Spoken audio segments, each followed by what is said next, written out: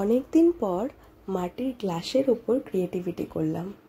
এই ডিজাইনটা মাছের ওপর মাল্টি কালারের মাছ ড্রয়িং করেছি। আর এটা আমি ফার্স্টেই ভেবেছিলাম যে কিছু ড্রয়িং করে বা আর্ট করে আমি শিব ঠাকুরের কাছে দেবো।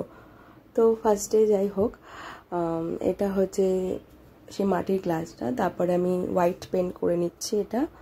হ্যাঁ, ফার্স্টে জল নিয়ে তারপর হোয়াইট পেন্ট করতে হবে। তারপরে হচ্ছে যে এই ডিজাইনটা করলাম মাছের, আর কিছু একটু আলপনা দিচ্ছি এগুলো।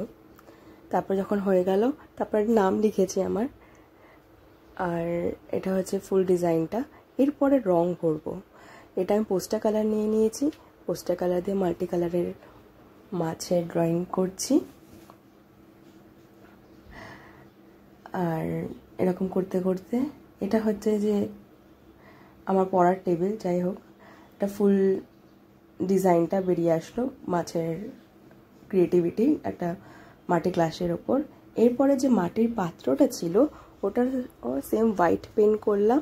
এবার মাছ আঁকছি, ঠিক আছে।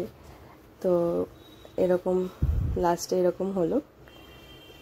এবার এটা আমি শিব ঠাকুরে, আমাদের বেল গাছ আছে, তো বেল গাছের ওপরে এই আমার গ্লাসে জল আর একটু পাত্রের মধ্যে নকুলদানা দিয়ে ঠাকুরকে পুজো দিলাম।